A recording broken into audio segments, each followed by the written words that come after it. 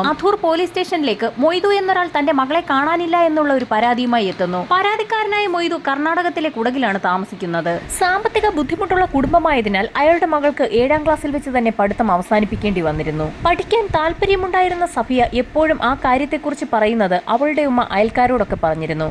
അങ്ങനെയായിരുന്നു അയൽവാസിയായ മൊയ്തീൻകുട്ടി ഹാജി ഇക്കാര്യം അറിയുന്നത്. അങ്ങനെയിരിക്കുമ്പോഴായിരുന്നു കാസർഗോഡ് ജില്ലയിലെ മുടിയാർ എന്ന സ്ഥലത്ത് നിന്ന് ഹംസ എന്നൊരു വ്യക്തി കുടകിലേക്ക് എത്തുന്നത്. ഹംസയുടെ കുട്ടികളെ നോക്കുന്നതിനായി സഫിയെപ്പോലെ ഒരു പെൺകുട്ടിയെ ആവശ്യമുണ്ടെന്ന് അയാൾ വീട്ടുകാരെ അറിയിച്ചു. ആവശ്യം കേട്ടപ്പോൾ തന്നെ സഫിയയുടെ വീട്ടുകാർ എതിർത്തു. ഈ സമയത്താണ് മൊയ്തീൻകുട്ടി ഹാജിയെയും കൂട്ടി ഹംസ വീണ്ടും ആ വീട്ടിലേക്ക് എത്തുന്നത്. പഠിക്കാൻ താല്പര്യമുള്ള സഫിയയെ അവരുടെ വീട്ടിലെ ഒരു അംഗത്തെ പോലെ കണ്ട് പഠിപ്പിച്ച് വളർത്തിക്കൊള്ളാമെന്നും ഭാവിയിൽ അവളുടെ വിവാഹവും അവർ തന്നെ നടത്തിക്കൊള്ളാമെന്നും മൊയ്തീൻകുട്ടി ഹാജി സഫിയയുടെ വീട്ടുകാരെ അറിയിച്ചു.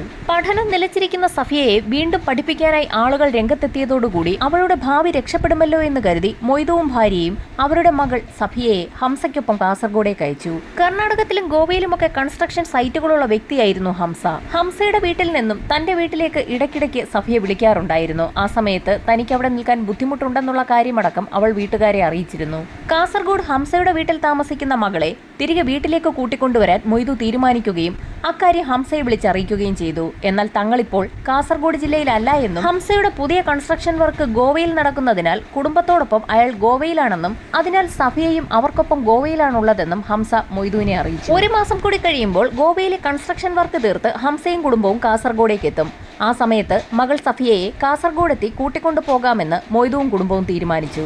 1 മാസം കൂടി കഴിയുമ്പോൾ മകളെ കാണാമെന്ന് കരുതി കാത്തിരിക്കുമ്പോഴായിരുന്നു ഹംസയുടെ ഒരു ഫോൺ കോൾ മൊയ്തുവിന് ലഭിക്കുന്നത്. പറഞ്ഞതിലും നേരത്തെ തങ്ങൾ കാസർഗോഡേക്ക് മടങ്ങിയെത്തി എന്നായിരുന്നു ഹംസ അറിയിച്ചത്. വഴിച്ചെലവിനായുള്ള പണം ആരിൽ നിന്നൊക്കെയോ കടവും വാങ്ങി സഫിയയ്ക്ക് ഏറെ ഇഷ്ടമുള്ള നെല്ലിക്കയും വാങ്ങി അവളെ കാണുന്നതിനായി കുടകിൽ നിന്നും മൊയ്തു കാസർഗോഡേക്ക് തിരിച്ചു. ഹംസയുടെ വീട്ടിലെത്തി മകൾ സഫിയ എവിടെയെന്ന് ചോദിച്ചപ്പോൾ തന്നെ അയാളുടെ മുഖമൊന്ന് മാറി. ഇവിടെ ചെറിയൊരു പ്രശ്നമുണ്ടെന്നും അതുകൊണ്ടാണ് മൊയ്തുവിനെ ഇപ്പോൾ ഇവിടേക്ക് വിളിച്ചു വരുത്തിയതെന്ന് ഹംസ പറഞ്ഞു. എന്താണ് പ്രശ്നമെന്ന് ചോദിച്ചപ്പോൾ ഞെട്ടിക്കുന്ന ഒരു വിവരമായിരുന്നു ഹംസ പറഞ്ഞത്. ഹംസയുടെ ഇളയ മകളും സഫിയയും കൂടി മുറ്റത്ത് ഒളിച്ചു കളിക്കുന്നതിനിടയിൽ സഫിയെ കാണാതായിരിക്കുന്നു.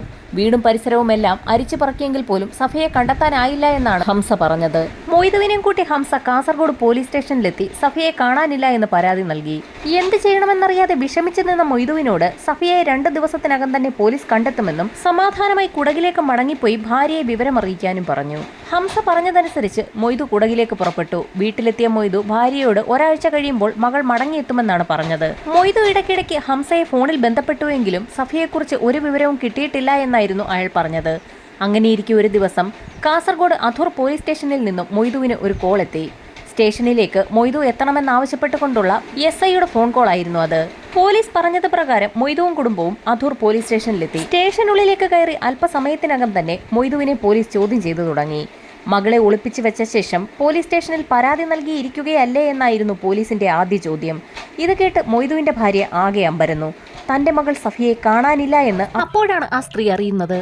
തനിക്കൊന്നും അറിയില്ല എന്ന് പറഞ്ഞ മൊയ്തുവിനെ പോലീസ് സംഘം ലോക്കപ്പിലാക്കി. ഇതൊക്കെ കണ്ടുകൊണ്ട് കൈക്കുഞ്ഞുമായി പോലീസ് സ്റ്റേഷനിൽ നിൽക്കുന്ന മൊയ്തുവിന്റെ ഭാര്യ അലമുറയിട്ട് കരഞ്ഞു തുടങ്ങി. ആയിഷയുടെ കരച്ചിൽ സഹിക്കവയ്യാതെ പോലീസ് സംഘം മൊയ്തുവിനെ ലോക്കപ്പിൽ നിന്ന് പുറത്തിറക്കി. സഫിയയുടെ മിസ്സിംഗ് കേസിൽ മൊയ്തുവിനെ സംശയമുണ്ടെന്നും പോലീസ് എപ്പോൾ ആവശ്യപ്പെട്ടാലും സ്റ്റേഷനിൽ ഹാജരാകണമെന്ന വാണിംഗ് നൽകി മൊയ്തുവിനെ ആയിഷയ്ക്കൊപ്പം വിട്ടയച്ചു. അവർ കുടകിലേക്ക് മടങ്ങിയെങ്കിലും മൊയ്തു എല്ലാ ദിവസവും പോലീസ് സ്റ്റേഷനിൽ വിളിച്ച് സഫിയെക്കുറിച്ചുള്ള വിവരങ്ങൾ തിരക്കുന്നുണ്ടായിരുന്നു.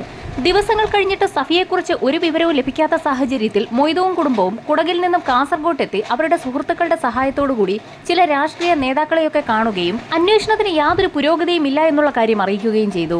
രാഷ്ട്രീയ നേതാക്കളുടെ നേതൃത്വത്തിൽ വീണ്ടും പോലീസ് സ്റ്റേഷനിലെത്തി വിവരങ്ങൾ ധരിപ്പിച്ചെങ്കിലും ആഴ്ചകൾ പിന്നിട്ടിട്ടും സഫിയെക്കുറിച്ച് യാതൊരു വിവരവും ലഭിച്ചില്ല. കേസ് അന്വേഷണത്തിലെ അനാസ്ഥ ചൂണ്ടിക്കാട്ടിക്കൊണ്ട് രാഷ്ട്രീയ സംഘടനകളുടെ നേതൃത്വത്തിൽ ഒരു ആക്ഷൻ കമ്മിറ്റി രൂപീകരിക്കുകയും സഫിയയുടെ ഉമ്മ 120 ദിവസത്തോളം അവിടെ ഒരു നിരാഹാര സമരം നടത്തുകയും ചെയ്തു. സമരം ഫലം കണ്ടു. സർക്കാർ കേസന്വേഷണം ലോക്കൽ പോലീസിൽ നിന്നും ക്രൈംബ്രാഞ്ചിലേക്ക് മാറ്റി. കണ്ണൂർ ഡിവൈഎസ്പിയുടെ നേതൃത്വത്തിലുള്ള സംഘമായിരുന്നു പിന്നീട് അങ്ങോട്ട് കേസ് അന്വേഷിച്ചത്. ആദ്യം തന്നെ അധൂർ പോലീസ് സ്റ്റേഷനിൽ മൊയ്തു നൽകിയ പരാതിയും അതിന്മേൽ അധൂർ പോലീസ് സ്റ്റേഷനിലെ പോലീസുകാർ നടത്തിയ അന്വേഷണ റിപ്പോർട്ടുമായിരുന്നു ക്രൈംബ്രാഞ്ച് സംഘം പരിശോധിച്ചത്. റിപ്പോർട്ട് പരിശോധിച്ച ക്രൈംബ്രാഞ്ച് സംഘം അക്ഷരാർത്ഥത്തിൽ നടുങ്ങിപ്പോയെന്ന് തന്നെ പറയാം. കാരണം സഫിയ കേസിൽ അധൂർ പോലീസ് സ്റ്റേഷനിൽ യാതൊരു അന്വേഷണവും നടന്നിട്ടില്ല എന്ന് ആ റിപ്പോർട്ട് വായിച്ചതിൽ നിന്നും വ്യക്തമായി. ക്രൈംബ്രാഞ്ച് SP ഫിലിപ്പിന്റെ നേതൃത്വത്തിൽ ആ അന്വേഷണ സംഘം സഫിയെ കാണാതായ ആ വീട്ടിൽ നിന്ന് തന്നെ അന്വേഷണം ആരംഭിച്ചു. അന്വേഷണത്തിന്റെ ഭാഗമായി ഹംസയെ പോലീസ് സ്റ്റേഷനിലേക്ക് വിളിച്ചു വരുത്തി ചോദ്യം ചെയ്തു. അതിനുശേഷം സഫിയയുടെ പിതാവ് മൊയ്തുവിനെയും ചോദ്യം ചെയ്തു. അധൂർ പോലീസ് സ്റ്റേഷനിലെ കേസ് റെക്കോർഡ് പരിശോധിച്ച ക്രൈംബ്രാഞ്ചിന് ഒരു കാര്യം വ്യക്തമായി. അധൂർ പോലീസ് സ്റ്റേഷനിൽ നടത്തിയ അന്വേഷണത്തിൽ ഹംസയെ ഒരു തവണ പോലും ചോദ്യം ചെയ്തിട്ടില്ല. അധൂർ സ്റ്റേഷനിലെ പോലീസ് ഹംസയുമായി ഒരു അടുപ്പം സൂക്ഷിക്കുന്നു എന്ന് തന്നെ ക്രൈംബ്രാഞ്ചിന് വ്യക്തമായി. അതുകൊണ്ട് തന്നെ ഹംസയുടെ മൊഴികൾ സൂക്ഷ്മമായ ഒരു വിശകലനത്തിന് തന്നെ ക്രൈംബ്രാഞ്ച് സംഘം വിധേയമാക്കി. ഹംസയുടെ മൊഴി അനുസരിച്ച് അയാളുടെ കുടുംബത്തോടൊപ്പം സഫിയയും ഗോവയിൽ നിന്ന് കാസർഗോഡേക്ക് മടങ്ങിയെത്തിയിരുന്നു. ഒരു വാഹനത്തിലായിരുന്നു അവരുടെ യാത്ര. വീട്ടിലെത്തി തൊട്ടടുത്ത ദിവസം വൈകുന്നേരമായിരുന്നു സഫിയെ കാണാതെയായത്. ആ മൊഴിയിൽ എത്രത്തോളം വാസ്തവമുണ്ടെന്ന് അന്വേഷിക്കാൻ തീരുമാനിച്ച പോലീസ് സംഘം ഗോവയിൽ നിന്നും കാസർഗോട്ടേക്കുള്ള യാത്രയിലെ പ്രധാന ചെക്ക് പോസ്റ്റുകളിലൊക്കെ ഒരു അന്വേഷണം നടത്തി. ഹംസയും കുടുംബവും അന്ന് സഞ്ചരിച്ച വാഹനത്തിന്റെ നമ്പർ അയാളെ ചോദ്യം ചെയ്തതിൽ നിന്നും പോലീസ് സംഘം രേഖപ്പെടുത്തിയിരുന്നു. എന്നാൽ എല്ലാ ചെക്ക് പോസ്റ്റുകളിലും അതുവഴി വരുന്ന ആളുകളുടെ എണ്ണം രേഖപ്പെടുത്തുന്ന പതിവില്ല. വിശദ വിവരങ്ങൾ രേഖപ്പെടുത്തുന്ന ചെക്ക് പോസ്റ്റുകളുമുണ്ട്. അതിലൊന്ന് മഞ്ചാളി ചെക്ക് പോസ്റ്റ് ആയിരുന്നു. അവിടെ എത്തി രേഖകൾ പരിശോധിച്ചപ്പോൾ ഹംസയുടെ വാഹനം സഞ്ചരിച്ചതിന്റെ എല്ലാ വിവരങ്ങളും അതിൽ നിന്ന് ലഭിച്ചു.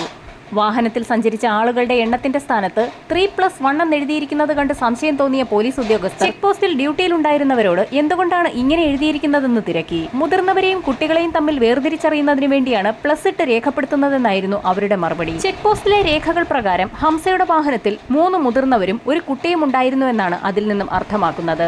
ചെക്ക് പോസ്റ്റിലെ റെക്കോർഡിൽ നിന്നും ഹംസയുടെ വാഹനത്തിന്റെ വിവരങ്ങൾ ഉൾപ്പെടുന്ന പേജിന്റെ ഫോട്ടോ എടുത്ത ശേഷം ക്രൈംബ്രാഞ്ച് സംഘം കാസർഗോഡേക്ക് മടങ്ങിയെത്തുകയും ആ രേഖകളെല്ലാം വിശദമായ പരിശോധനയ്ക്ക് വിധേയമാക്കുകയും ചെയ്തു. പരിശോധനയിൽ ചെക്ക് പോസ്റ്റിലെ റെക്കോർഡിൽ ആളുകളുടെ എണ്ണം 2+1 എന്നാണ് ആദ്യം എഴുതിയിരുന്നതെന്നും ആ 2 പിന്നീട് 3 ആക്കിയതാണെന്നും മനസ്സിലായി. ക്രൈംബ്രാഞ്ചിന്റെ സംശയം അവിടെ നിന്നും ആരംഭിച്ചു. എന്തുകൊണ്ടായിരിക്കാം 2 എന്നെഴുതിയത് പിന്നീട് 3 ആക്കി മാറ്റിയത്? ഹംസ ക്രൈംബ്രാഞ്ചിന് നൽകിയ മൊഴി അനുസരിച്ച് ഗോവയിൽ നിന്ന് കാസർഗോഡേക്ക് മടങ്ങിയെത്തിയിരിക്കുന്നത് ഹംസയും ഭാര്യയും അയാളുടെ കുട്ടിയും അവരോടൊപ്പം സഫിയയുമാണ്. ചെക്ക് പോസ്റ്റിലെ രേഖകൾ പ്രകാരം ഹംസ, ഭാര്യ, സഫിയ പ്ലസ് കുഞ്ഞ്, അതാണ് 3+1. ചെക്ക് പോസ്റ്റ് രേഖയിലെ 2നെ 3 ആക്കിയിരിക്കുന്നത് എന്തുകൊണ്ടാണെന്നുള്ള സംശയത്തെ തുടർന്ന് ഹംസയുടെ കുടുംബത്തെ ഒന്നുകൂടി ചോദ്യം ചെയ്യാൻ ക്രൈംബ്രാഞ്ച് സംഘം തീരുമാനിച്ചു. ചോദ്യം ചെയ്യലിൽ കാസർഗോഡേക്ക് മടങ്ങി വന്ന ഹംസയ്ക്കും കുടുംബത്തിനുമൊപ്പം സഫിയയും ഉണ്ടായിരുന്നെന്നും താനായിരുന്നു ആ സമയത്ത് വാതിൽ തുറന്നു കൊടുത്തതെന്നും ഹംസയുടെ അമ്മ പോലീസിന് മൊഴി നൽകി.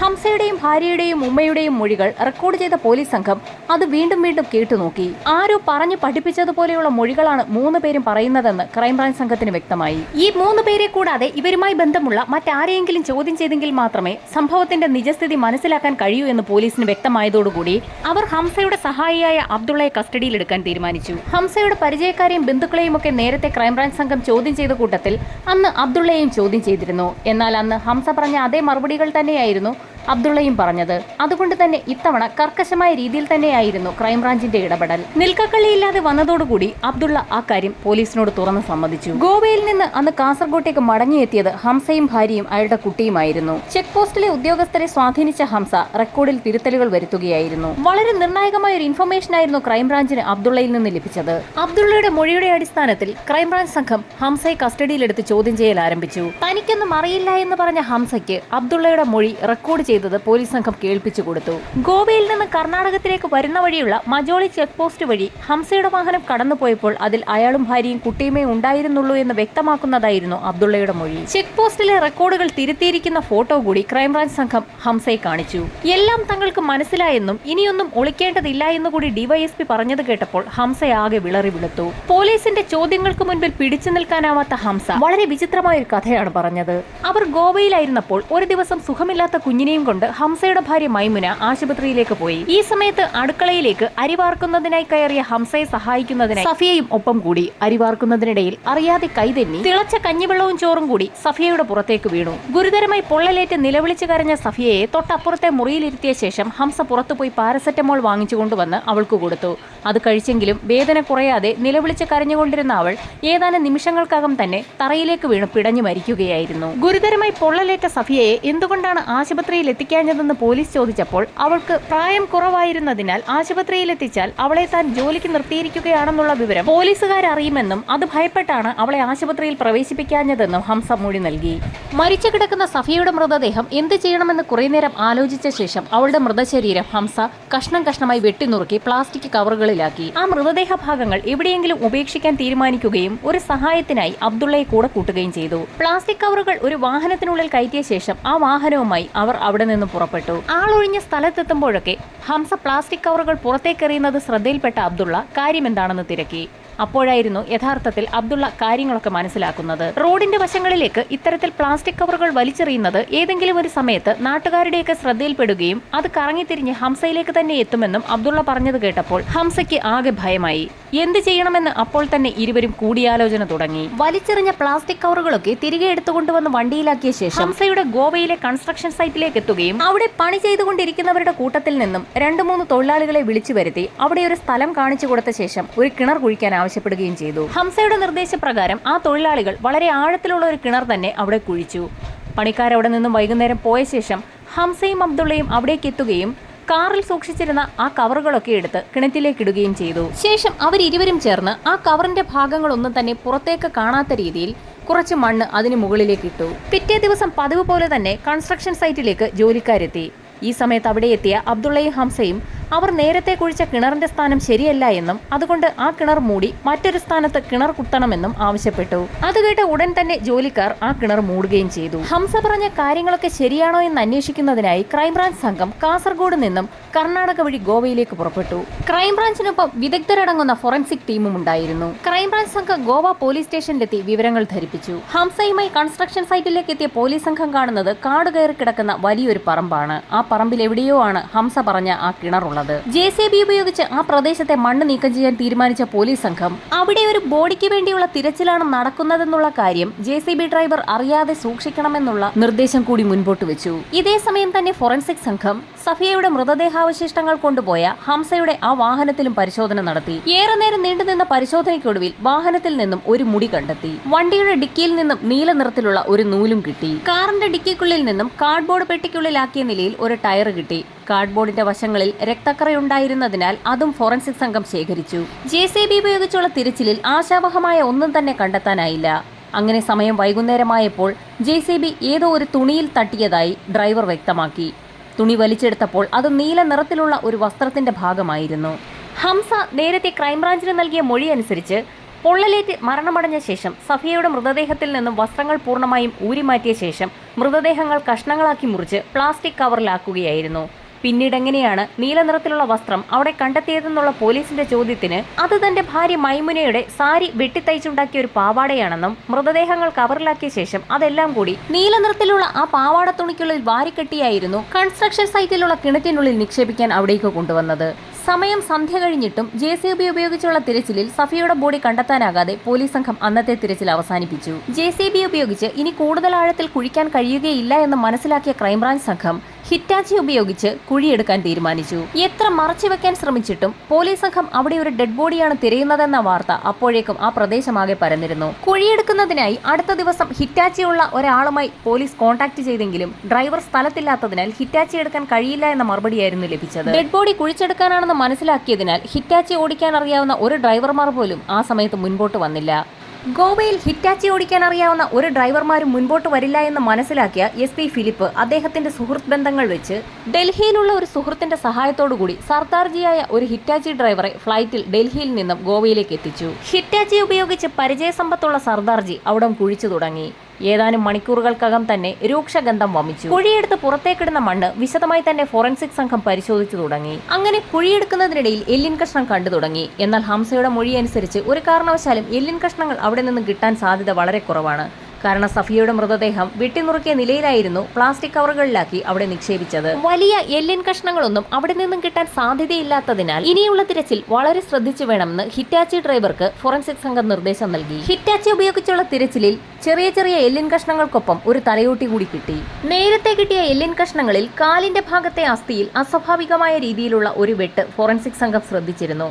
ഇപ്പോൾ കിട്ടിയിരിക്കുന്ന തലയോട്ടിയിലും താടിയെല്ലിന്റെ ഭാഗത്തായി വലിയൊരു വെട്ടേറ്റിരിക്കുന്നതായി ഫോറൻസിക് സംഘം മനസ്സിലാക്കി. അസ്വാഭാവികമായ രീതിയിലുള്ള വെട്ട് കണ്ടപ്പോൾ തന്നെ ഹംസയെ പോലീസ് സംഘം വീണ്ടും ചോദ്യം ചെയ്തു. ഹംസയോട് ക്രൈംബ്രാഞ്ച് DYSP സന്തോഷ് കുമാർ ഒരേ ഒരു ചോദ്യമാണ് ചോദിച്ചത്: എങ്ങനെയാണ് സഫിയെ വെട്ടിമുറിച്ചത്? സഫിയയെ തലകുത്തനെ പിടിച്ചാണ് മുറിച്ചതെന്നും കാലിൽ വെട്ടേറ്റ സമയത്ത് അവളൊന്ന് പിടഞ്ഞിരുന്നുവെന്നും ഹംസ അറിയാതെ പോലീസിനോട് പറഞ്ഞുപോയി. പെട്ടെന്നാണ് ക്രൈംബ്രാഞ്ച് സംഘം ഒരു കാര്യം ശ്രദ്ധിച്ചത്. ഹംസ ഇതുവരെ പറഞ്ഞ മൊഴി അനുസരിച്ച് പൊള്ളലേറ്റ് മരണപ്പെട്ട സഫിയയുടെ മൃതദേഹമായിരുന്നു അയാൾ കഷ്ണം കഷ്ണമാക്കി മുറിച്ച് പ്ലാസ്റ്റിക് കവറുകളിലാക്കിയത്. എന്നാൽ ഇപ്പോൾ അയാൾ പറഞ്ഞത് സഫിയയുടെ മൃതദേഹം തലകുത്തനെ പിടിച്ച് അയാൾ കാലിൽ വെട്ടിയ സമയത്ത് അവളൊന്ന് പിടഞ്ഞു എന്നാണ്. ഇതിൽ നിന്നും ജീവനുള്ള സഫിയയെ ഹംസ വെട്ടി കൊലപ്പെടുത്തിയതാണെന്ന് വ്യക്തമായി. ഈ സമയത്താണ് ഫോറൻസിക് സംഘം പോലീസിനോട് ഒരു കാര്യം പറയുന്നത്. സഫിയ ജീവിച്ചിരുന്ന സമയത്താണ് അവളുടെ താടിയെല്ലിന് വെട്ടേറ്റിരിക്കുന്നത്. തല കുത്തനെ പിടിച്ച് മരണപ്പെട്ട ഒരു ബോഡിയിൽ വെട്ടുന്ന രീതിയിലുള്ള ഒരു വെട്ടല്ലായിരുന്നു താടിയെല്ലിന് കിട്ടിയിരിക്കുന്നത്. അതിന്റെ കാര്യകാരണ സഹിതം ഫോറൻസിക് സംഘം പോലീസിനോട് വ്യക്തമാക്കി. ജീവനോടുകൂടി ഒരാൾ എഴുന്നേറ്റ് നിൽക്കുമ്പോൾ അയാളുടെ തൊട്ടു മുൻപിൽ നിൽക്കുന്ന ഒരാൾ വെട്ടിയാൽ മാത്രമേ അത്തരത്തിലൊരു പാടുണ്ടാവുകയുള്ളൂ എന്ന് ഫോറൻസിക് സംഘം ക്രൈംബ്രാഞ്ചിനെ അറിയിച്ചു. വളരെ നിർണായകമായ ഒരു വിലയിരുത്തലായിരുന്നു അവിടെ നടന്നത്. സഫിയയെ ജീവനോടുകൂടി ഹംസ വെട്ടി കൊലപ്പെടുത്തിയതാണെന്ന് ഇതിൽ നിന്നും പൂർണ്ണമായും വ്യക്തമായി. സഫിയയുടെ കൊലപാതകം നടന്ന അപ്പാർട്ട്മെന്റിലേക്ക് തെളിവെടുപ്പിനായി ഹംസയെ പോലീസ് സംഘം എത്തിച്ചു. സഫിയയുടെ ശരീരം ബാത്റൂമിലിട്ട് വെട്ടിനുറുക്കിയെന്നായിരുന്നു ഹംസയുടെ മൊഴി. ബാത്റൂമെല്ലാം കഴുകി വൃത്തിയാക്കിയ നിലയിലായിരുന്നെങ്കിൽ പോലും ഫോറൻസിക് സംഘം ആ മുറിയും ബാത്റൂമും ഒക്കെ വിശദമായി തന്നെ പരിശോധിച്ചു. മുറിയിൽ ചാരി വെച്ചിരിക്കുന്ന ചൂല് പരിശോധിച്ച ഫോറൻസിക് വിദഗ്ധ ഷേർലി മാത്യുവിന് ആ ചൂലിൽ നിന്നും ഒരു രക്തക്കറ കണ്ടെത്താനായി. സഫിയയുടെ മൃതദേഹം മുറിക്കാൻ ഉപയോഗിച്ച കത്തിയും അവളുടെ വസ്ത്രങ്ങളുമൊക്കെ എന്ത് ചെയ്തു എന്ന് പോലീസ് സംഘം ഹംസയോട് ചോദിച്ചു. അതിനും ഹംസയ്ക്ക് വ്യക്തമായ മറുപടി ഉണ്ടായിരുന്നു. അതെല്ലാം കൂടി തൊട്ടടുത്തുള്ള ആളൊഴിഞ്ഞ പറമ്പിലിട്ട് കത്തിക്കുകയും അവയെല്ലാം കത്തിത്തീർന്നോ എന്ന് നോക്കുന്നതിനായി തൊട്ടടുത്ത ദിവസം അവിടേക്ക് എത്തുകയും കത്തി തീർന്നിട്ടില്ല എന്ന് മനസ്സിലായ സാഹചര്യത്തിൽ ബാക്കി അവശേഷിച്ച സാധനങ്ങളെല്ലാം കൂടി വീണ്ടും അവിടെയിട്ട് 2-3 ദിവസങ്ങളിലായി കത്തിച്ചു എന്നായിരുന്നു അയാൾ പറഞ്ഞ മറുപടി. എന്നാൽ പിന്നീട് അയാൾ ചെന്നപ്പോൾ ആ കത്തി പോലും അവിടെ കണ്ടെത്താനായില്ല എന്നും ആക്രി പറക്കുന്ന ആളുകൾ ഇവിടെ സജീവമായതിനാൽ അവർ എടുത്തുകൊണ്ട് പോയി കാണുമെന്ന് താൻ കരുതിയെന്നും ഹംസ പോലീസിന് മൊഴി നൽകി. കത്തിയും സഫിയയുടെ വസ്ത്രങ്ങളും കത്തിച്ചു എന്ന് പറഞ്ഞ ആ പറമ്പിൽ എന്തെങ്കിലും തെളിവ് കിട്ടുമോ എന്നറിയുന്നതിനായി പോലീസ് സംഘം ഒരു തിരച്ചിൽ നടത്തി. ആ പ്രദേശത്തുള്ള മുഴുവൻ ആളുകളും വേസ്റ്റ് കൊണ്ട് തള്ളുന്ന ഒരു സ്ഥലമായിരുന്നു അത്.